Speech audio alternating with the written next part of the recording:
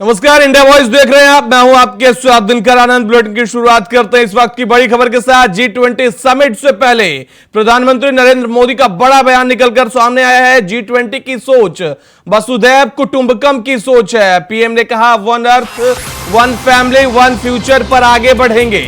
दुनिया ने भारत के आर्थिक बदलावों को देखा है। बड़ी खबर इस वक्त की आपको बता रहे हैं इंडिया वॉइस पर। प्रधानमंत्री नरेंद्र मोदी ने G20 समिट से पहले देश को संबोधित किया। उन्होंने कहा, G20 की सोच वसुधैव कुटुंबकम की सोच है। इसके साथ ही उन्होंने कहा, दुनिया ने भारत के आर्थिक बदलावों को देखा है।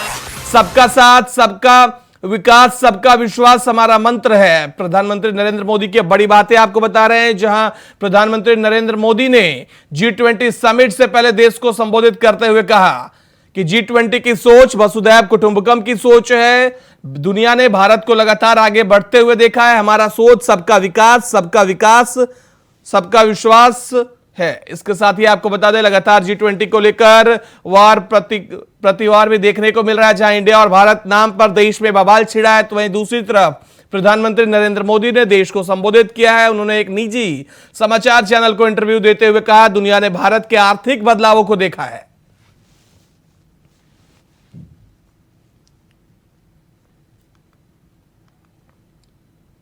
देश के नाम को लेकर एक नई बहस छिड़ गई है। G20 समिट के डिनर इनवाइट में प्रेसिडेंट ऑफ इंडिया की जगह प्रेसिडेंट ऑफ भारत लिखे जाने के बाद यह विवाद सामने आया। वहीं इस मामले पर बॉलीवुड एक्टर जैकी श्रॉफ ने अपनी प्रतिक्रिया दी है। उन्होंने कहा, पहले देश को भारत नाम से ही बोलते थे। वो एक गीत भी गुनगुनाते हैं, जय भारती जय भारती। सुनिए। कोई बुरी बात तो नहीं है, भारत ही बोल रहे भारत को ना।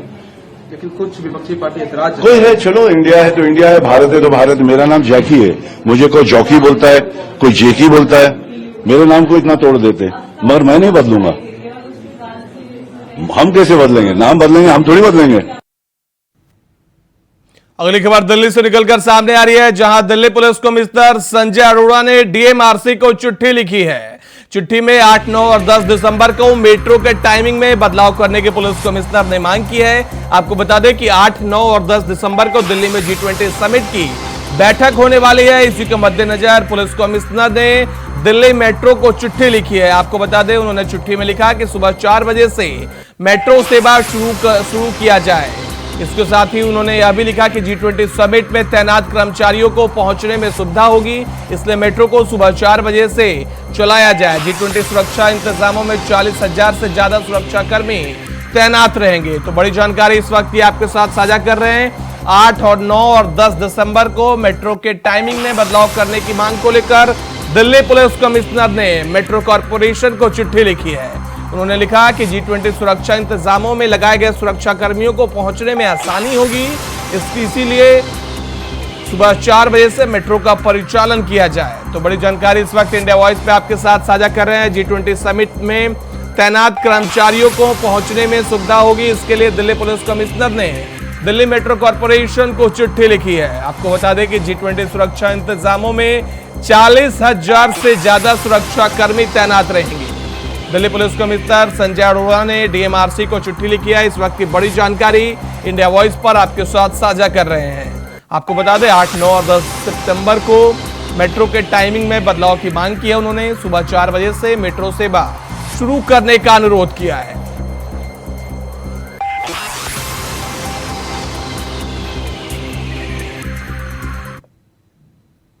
अगली खबर चीनी राष्ट्रपति शी जिनपिंग को भारत दौरे को लेकर है। आपको बता दें, शी जिनपिंग के भारत न आने पर विदेश मंत्री एस जयशंकर का बयान निकलकर सामने आया है। उन्होंने कहा कि फर्क नहीं पड़ता कौन देश किसे भेज रहा है, देश का प्रतिनिधित्व कौन कर रहा है वो उनका फैसला है। एस जयशंकर विदेश मंत्री का यह बड़ा बयान आपको बता रहे हैं इंडिया वॉइस पर। शी जिनपिंग के भारत न आने पर विदेश मंत्री का बयान निकलकर सामने आया। उन्होंने कहा, शी जिनपिंग नहीं आ रहे, इससे फर्क नहीं पड़ता कौन देश किसे भेज रहा है।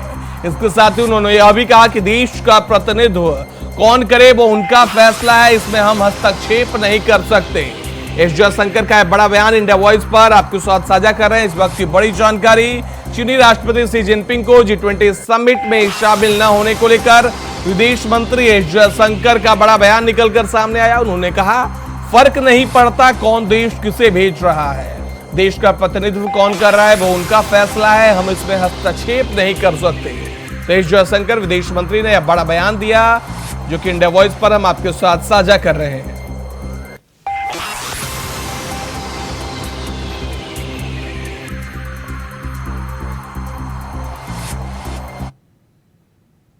देश का नाम आधिकारिक रूप से भारत होने वाला है, ऐसे कयास लगाए जा रहे हैं। G20 समिट से पहले इसे लेकर हंगामा शुरू हो गया है। जहां सत्ता पक्ष इसके समर्थन में है, वहीं विपक्षी पार्टियों ने इसका विरोध शुरू कर दिया है।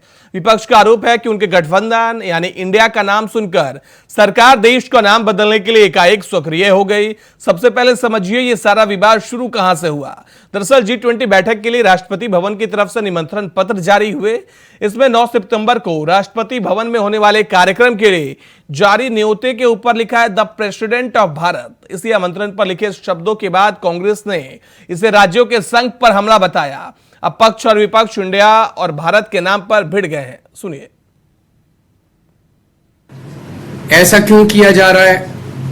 ऐसा कहा जा रहा है इसलिए किया जा रहा है क्योंकि इंडिया नाम का कई सारी पार्टियों का एक अलायंस बना है जिसका नाम इंडिया है। तो अगर किसी पार्टियों का अलायंस इंडिया बन जाता है तो वो देश का नाम बदल देंगे। देश तो 140 करोड़ लोगों का है, किसी एक पार्टी का देश थोड़ी है। कल मान लीजिए इस इंडिया अलायंस ने अपना नाम बदल के भारत रख लिया, तो फिर भारत भी बदल देंगे। फिर क्या भारत का नाम बीजेपी रखेंगे या भारत का नाम फिर क्या रखेंगे? मान लो इंडिया अलायंस ने कल एक मीटिंग करके अपना नाम इंडिया से बदल के भारत रख लिया, तो क्या ये फिर भारत का नाम भारत बदल देंगे?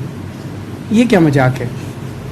देश है भाई, देश इतने हजारों साल पुराना भारत देश है, इतनी बड़ी पुरानी संस्कृति है, इतना पुराना हमारा देश है। उसका नाम इसलिए केवल बदल के रखा जा रहा है क्योंकि इंडिया अलायंस बन गया और बीजेपी को ये लग रहा है कि थोड़े बहुत 4 वोट इनके कम हो जाएंगे इंडिया अलायंस बनने से, तो वोट कम हो जाएंगे इसलिए भारत का नाम बदल दो। ये तो देश के साथ गद्दारी है। मतलब पार्लियामेंट पैनिक बटन मतलब दब चुका है। ऐसा लगता है कि जो असर पैदा हुआ है, देखिए इंडिया अलायंस का के लिए जो इनका रिस्पॉन्स है उससे लगता है कि बहुत ज्यादा बौखलाए हुए हैं, बहुत ज्यादा बौखलाए हुए हैं। जिस दिन इंडिया अलायंस आया था उस दिन उन्होंने एक शगुफा छोड़ दिया, 1 नेशन 1 इलेक्शन करेंगे, डाइवर्ट करने के लिए टेंशन। 1 नेशन 1 इलेक्शन में क्लियरली बोला हुआ है इंडिया यानी कि भारत। और ये जो भारत नाम है ये हजारों सालों में चला हुआ है, इसीलिए भारत को कोई नया नाम देने का जरूरत नहीं है। हमारा ये देश भारत था, भारत है और भारत रहेगा। हमें नहीं पता था कि भाजपा वाले इतने कमजोर लोग हैं, इतनी जल्दी परेशान होकर। अभी तो चंद हफ्ते हुए हैं इंडिया नाम के इस गठबंधन को बने हुए, और आप खिलवाड़ करना आपने शुरू कर दिया। इन्विटेशन भेजे जा रहे हैं रिपब्लिक ऑफ इंडिया की जगह रिपब्लिक ऑफ भारत। साहब आर्टिकल 1 में बड़ा क्लियर पोजीशन है, इंडिया दैट इज भारत। और अगर हमसे डर करके, इस गठबंधन से डर करके, तो उसकी टैगलाइन पढ़ लीजिएगा। नीचे इंडिया के नीचे टैगलाइन है, जुड़ेगा भारत जीतेगा इंडिया। क्या क्या ले लोगे? इतनी परेशानी? कम से कम इस बात को स्मरण करिए कि बाबा साहब भीमराव अंबेडकर ने ये व्यवस्थाएं की थी। आप माला उनको पहनाते हैं लेकिन अंतर्मन में बाबा साहब नहीं है। इसका प्रतिकार होगा, ना आप इंडिया हमसे ले पाओगे ना भारत ले पाओगे। आपके हाथ में जो वो चीजें हैं ना अभी मेजॉरिटी के कारण, वो सब छीन ली जाएंगी और यही आवाम करेगी जिसे। और जहां तक इंडिया गठबंधन का सवाल है, हमने तो बाबा साहब के द्वारा आर्टिकल 1 में दिए गए दोनों शब्दों को लिखा, जुड़ेगा भारत जीतेगा इंडिया। हमने लिखा है, देख लीजिए आप। हमारी टैगलाइन क्या है? जुड़ेगा भारत जीतेगा इंडिया। हमने तो बाबा साहब के दोनों शब्दों को लिया। मतलब ये कह रहे हैं कि इसरो जो है वो गुलामी का प्रतीक है क्योंकि उसमें इंडिया लिखा हुआ है। IIT गुलामी का प्रतीक है, IIM गुलामी का प्रतीक है, एम्स गुलामी का प्रतीक है, रिपब्लिक ऑफ इंडिया का जो पासपोर्ट लेके जाते हैं वो सब गुलाम है, गुलामी के प्रतीक है वो सब। ये कहना चाहते हैं। केंद्रीय गृह मंत्री और बीजेपी के वरिष्ठ नेता अमित शाह मंगलवार को मध्य प्रदेश के दौरे पर हैं। उन्होंने मंडला जन आशीर्वाद यात्रा की रथों को हरी झंडी दिखाकर रवाना किया। इस दौरान उन्होंने क्या कुछ कहा, सुनिए।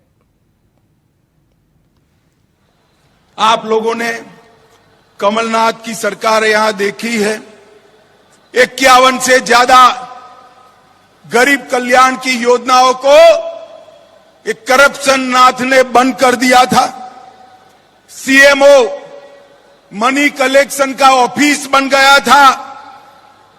कांग्रेस की working committee corruption working committee बन गई थी और 800 से ज्यादा ट्रांसफर हो गए थे।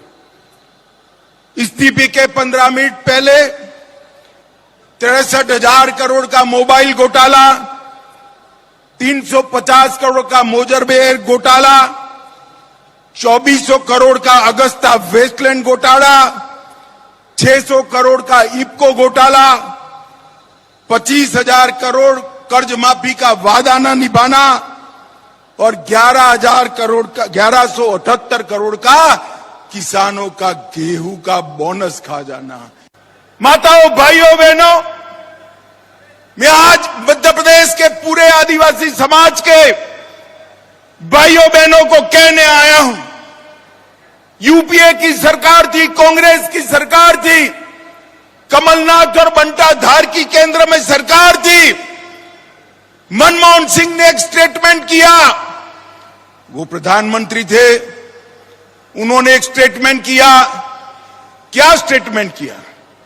उन्होंने कहा देश की तिजोरी पर सबसे पहला अधिकार अल्पसंख्यकों का है। बुलेटिन में फिलहाल इतना ही। देश दुनिया की बाकी खबरों के लिए देखते रहिए इंडिया वॉइस।